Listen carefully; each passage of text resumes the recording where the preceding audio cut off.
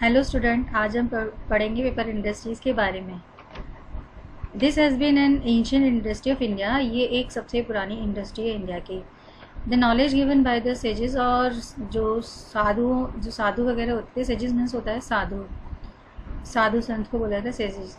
तो जो साधुओं ने नॉलेज दी थी, sages of India has been preserve on leaves of and handmade paper.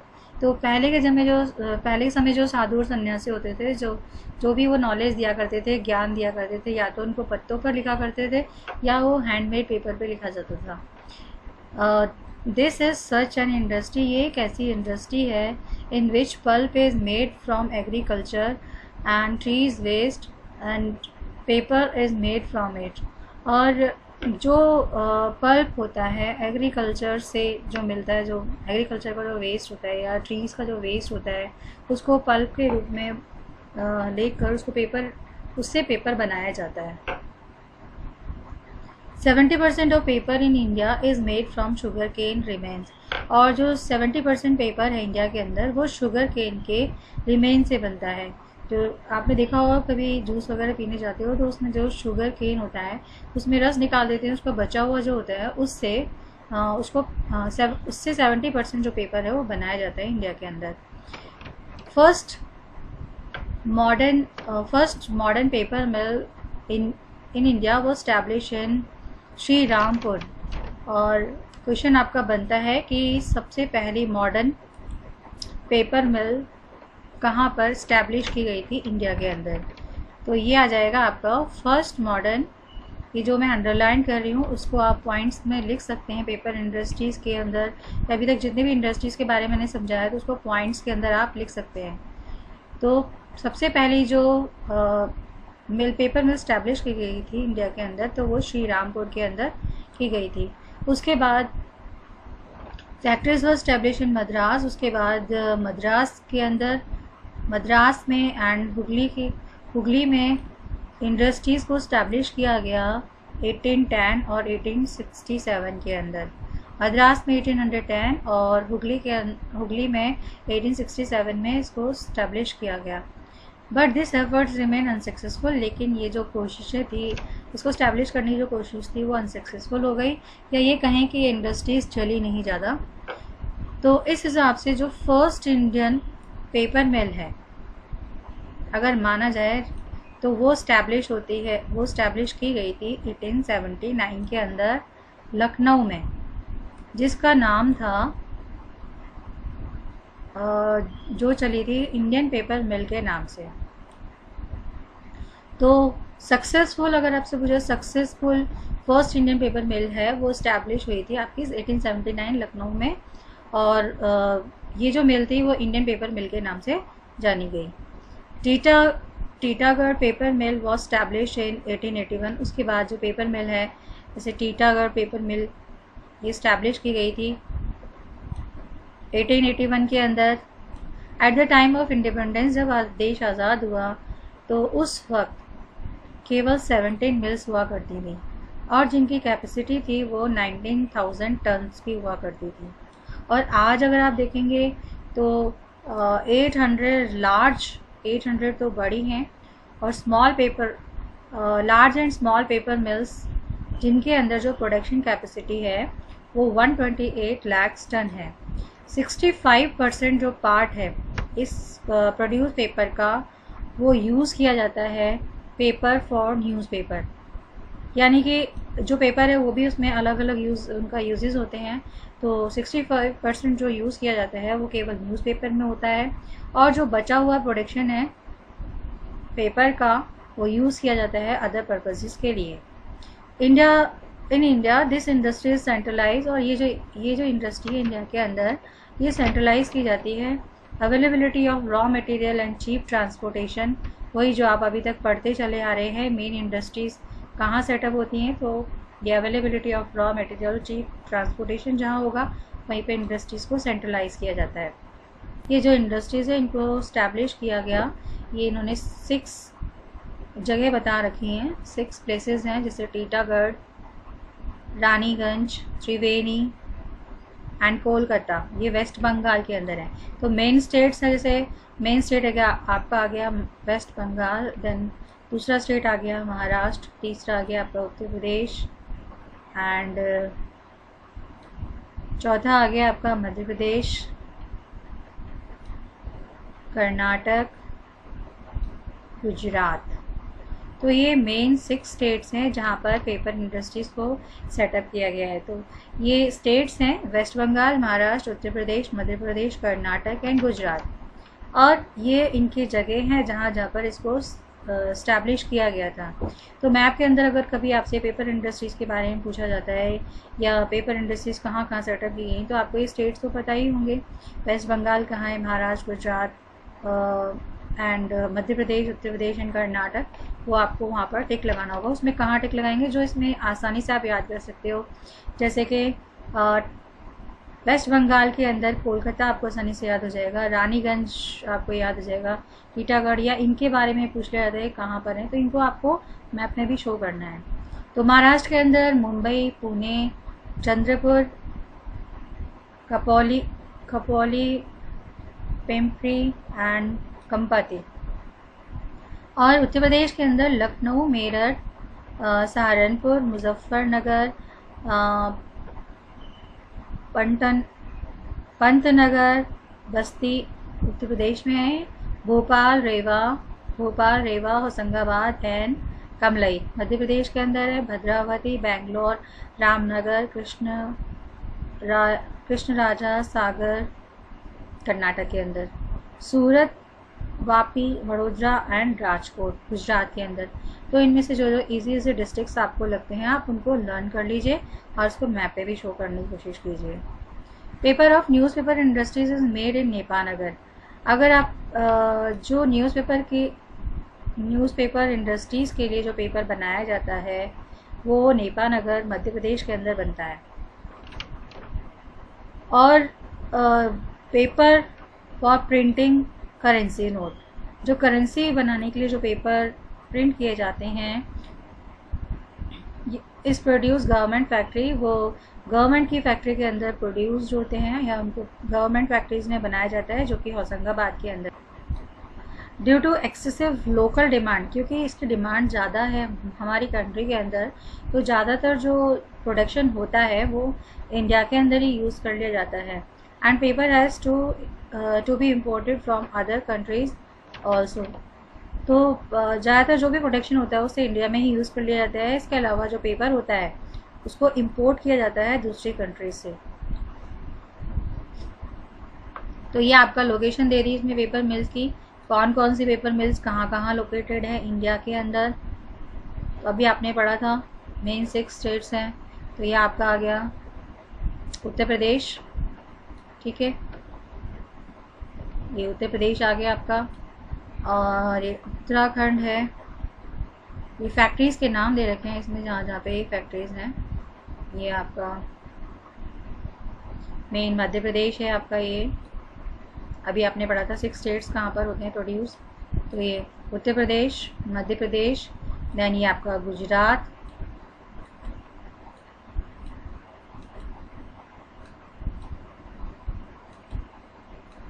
ये गुजरात आ गया आपका, महाराष्ट्र,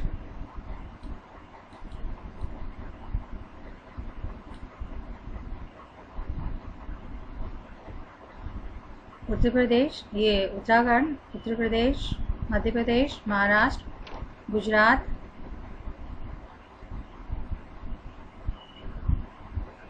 ये कर्नाटक। ये मेन स्टेट्स हैं जहाँ पर कि पेपर इंडस्ट्रीज को सेटअप किया गया है। आंध्र प्रदेश, तेलंगाना, उड़ीसा एंड तमिलनाडु।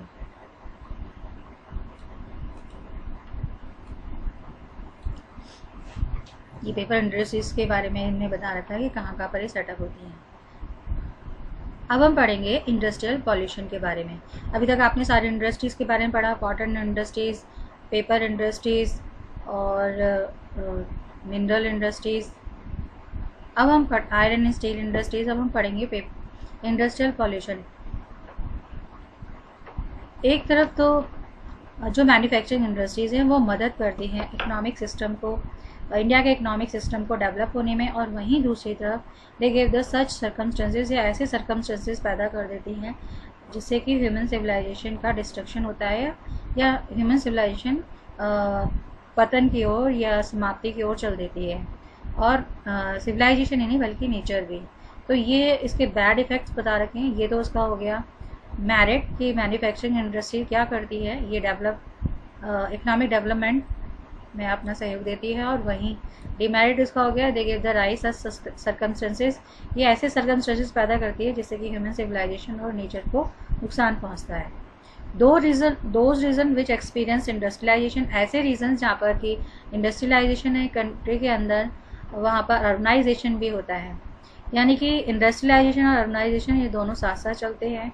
अगर किसी भी स्टेट या रीजन के अंदर इंडस्ट्रीज़ को सेटअप किया जाएगा तो वहाँ पर लोग काम करने के लिए आएंगे, और धीरे धीरे वो जो रीजन है वो अर्बन एरिया के अंदर कन्वर्ट होने लग जाएगा, यानी कि अर्बनाइजेशन होने लग जाएगा। जैसे कि दिल्ली, मुंबई, कलकत्ता, अहमदाबाद, नागपुर, सूरत, ये सारे अर्बन एरियाज़ हो गए। Level of water and air pollution in this cities are extremely high, और यहाँ पे अगर आप देखोगे कि पानी का जो लेवल है, पानी बहुत गंदा पॉल्यूटेड हो जाता है। इसके अलावा जो एयर पॉल्यूशन है वो इन सिटीज़ के अंदर पाया जाता है। ये सबसे ज़्यादा जो पॉल्यूशन की समस्या है वो इन सिटीज़ के अंदर पाई जाती है। ग्राउंड वाटर बोर्ड के अकॉर्डिंग क्योंकि जो लेदर, पेपर और मैन्युफैक्चर एंड केमिकल मेडिसिनल जो वेस्ट है वो गंगा नदी के अंदर या इनकी ट्रिब्यूटरीज के अंदर छोड़ दिया जाता है बिना उसको साफ़ किए, तो उसकी वजह से जो गंगा रिवर है या इसकी सहायक नदियाँ हैं वो बहुत ज़्यादा पॉल्यूटेड हो गई हैं। Due to paper and sugar cane industries, paper और शुगर केन इंडस्ट्रीज़ के अंदर जो वेस्ट है नियर लखनऊ के अंदर river Gomti has become polluted, यानी कि जो sugar cane paper and sugar cane industries हैं, पेपर और शुगर की जो इंडस्ट्रीज़ हैं, इनका जो वेस्ट है वो ये लखनऊ के अंदर है, और इनका जो वेस्ट है ये गिरता है गोमती नदी के अंदर। तो ये गोमती नदी है वो बहुत ज़्यादा पॉल्यूटेड हो गई है। That we can notice that fish, और वो दिखाई देता है कि जो मछलियाँ हैं पानी में रहने वाली वो मर रही हैं हर दिन, एवरी डे, और द अदर्स, और भी जो जीव जंतु हैं जो पानी में रहते हैं वो मर रहे हैं। According to a study perform in the country, जो स्टडी के अकॉर्डिंग कंट्री के अंदर जो की गई है उससे पता चलता है कि जो 30% जो अर्बन पॉपुलेशन है वो सफ़र करती है डिजीज़ से, ऐसी डिजीज़ से जो सांस से जुड़ी हुई है, जैसे कि सांस लेने में तकलीफ, दमा वगैरह जो भी है सांस से संबंधित बीमारियों से ग्रसित है urban population. Harmful and poisonous elements such as carbon, mercury, sulfur and other elements react with nitrogen। जब ये सारे जो भी एलिमेंट्स हैं, कार्बन, मरकरी और सल्फर, जब ये अदर एलिमेंट्स हैं, जब ये नाइट्रोजन और ऑक्सीजन के साथ रिएक्ट करते हैं तो इसका प्रभाव ह्यूमन बॉडी पर, सॉइल पर, वाटर पर नेगेटिवली पड़ता है। तो ये रीज़न है जिसकी वजह से जो सॉइल, वाटर और ह्यूमन बॉडी है वो इन्फ्लुएंस होती है, प्रभावित होती है नेगेटिव वे में। वेरियस डेंजरस डिजीज़, और इसकी वजह से बहुत ही भयंकर जो बीमारियां हैं जैसे कि cancer, blood and skin related disease जो भी हैं वो ह्यूमन बींग्स को हो रही हैं। तो ये सारा था आपका इंडस्ट्रियल को दिखा रहे हैं कि इधर धुआं जा रहा है फैक्ट्रीज़ में से, तो ये आपका एयर पॉल्यूशन हो गया एंड लैंड पॉल्यूशन दोनों। तो इस तरह से ये 4 प्रकार के इसमें पॉल्यूशन होते हैं आपके। Industrial waste reaches the oceanic part of the country, और इंडस्ट्रियल जो वेस्ट होता है वो ओशनिक पार्ट में पहुंच जाता है कंट्रीज़ के, और एयर वाटर के अंदर and influence the local ecological system, और वो लोकल इकोलॉजिकल सिस्टम को प्रभावित करता है, और ड्यू टू वे जिसकी वजह से जो फूड चेन है उस पर बुरा असर पड़ता है, और जो सी एनिमल्स एंड वेजिटेशंस होते हैं वो मरना शुरू हो जाते हैं। Disposal of waste from oceanic ships, और जो डिस्पोजल वेस्ट होते हैं ओशनिक शिप्स के थ्रू एक्सीडेंट जब हो जाता है ऑयल टैंकर्स का सीज के अंदर, या लीकेज हो जाती है ऑयल की वाइल एक्सकेवेटिंग ऑयल, जब ऑयल निकाला जाता है समुद्र में, रिफाइनिंग नियर द सी, जो भी रिफाइनिंग है जो समुद्र के पास में, seashore and nuclear bomb experiments, इन सब के थ्रू ये सारी एक्टिविटीज़ हैं ऐसी हैं जिससे कि ओशनिक पॉल्यूशन हो जाता है, या जो वाटर होता है ओशनिक वाटर वो पॉल्यूटेड हो जाता है। तो ये सारा ओशियंस का बताया कि इस प्रकार से जो ओशन है, ओशनिक वाटर है, वो कैसे पॉल्यूट हो जाता है। तो ये सारा वो इसमें इसके पॉइंट्स आप लिख सकते हैं कि किस प्रकार से जो ओशनिक वाटर है वो पॉल्यूटेड हो जाता है। तो ये इसमें आ जाएंगे आपके। 1 out of every 8 bird species, और हर 8 में से एक जो बर्ड स्पीसीज़ है वो एक्सटिंक्शन के वर्जिस पर पहुंच जाती है, कगार पर पहुंच जाती है इंडिया के अंदर, because their sources of natural habitation, क्योंकि जो उनका सोर्स है नेचुरल हैबिटेशन का और फूड का आर बीइंग डिस्ट्रॉय, वो डिस्ट्रॉय हो जाता है due to industrialisation and mode and routes of transportation in the same way. क्योंकि एसिड रेन होती है बिकॉज ऑफ एयर पॉल्यूशन की वजह से सिटीज़ के अंदर, और जो पानी है पॉल्यूटेड वाटर है वो ग्राउंड के अंदर जाता है, जिससे कि जो सॉइल की फर्टिलिटी है वो बहुत तेज़ी से ख़त्म हो जाती है। Water sources of perennial reverse, जो पूरे साल बहने वाली जो नदियाँ हैं, पेरेनियल रिवर्स जो पूरे साल जो नदियाँ बहती हैं, जैसे कि गंगोत्री है, गंगोत्री से गंगा निकलती है, यमुनोत्री से यमुना निकलती है, ये भी अब सूखने जा रही हैं।